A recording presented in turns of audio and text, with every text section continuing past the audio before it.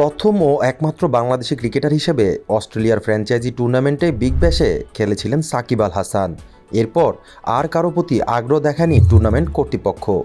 তবে চলতি বছরের সেপ্টেম্বরে তাসমান পাড়ের দেশটি থেকে বাংলাদেশি এক ক্রিকেটারের জন্য ভেসে এলো বড় সুসংবাদ। দ্বিতীয় বাংলাদেশি হিসেবে বিগ ব্যাশে ডাক পেয়েছেন রিশাদ হোসেন। লেগ স্পিনের শক্তিমত্তা বিবেচনায় বিগ ব্যাশের বেগুনি শিবির হোবার্ট হ্যারিকেন্সে ডাক পান এই বাংলাদেশি।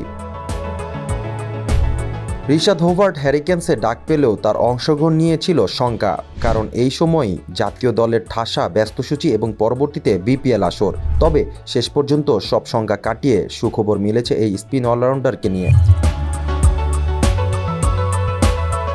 আগামী 21 ডিসেম্বর থেকে 29 ডিসেম্বর পর্যন্ত হোবার্টে খেলার অনাপত্তিপত্র পেয়েছেন এই টাইগার লেগি।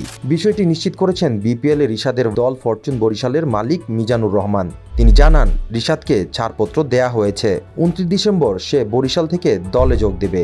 আশা করি ভালো একটা অভিজ্ঞতা নিয়ে ফিরবে সে। টি-20 ফরম্যাটের এই টুর্নামেন্টে চলবে আগামী 15 ডিসেম্বর থেকে 27 জানুয়ারি পর্যন্ত, অর্থাৎ শুরুর দিকে দুটি ম্যাচ 21 ও 27 ডিসেম্বর খেলার সুযোগ থাকছে রিশাদের সামনে।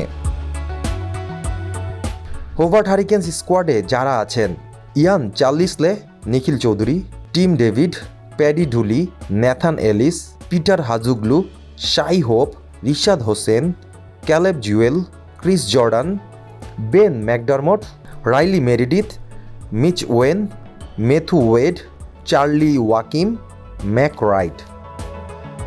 Moinul Hossain, ultimate sports.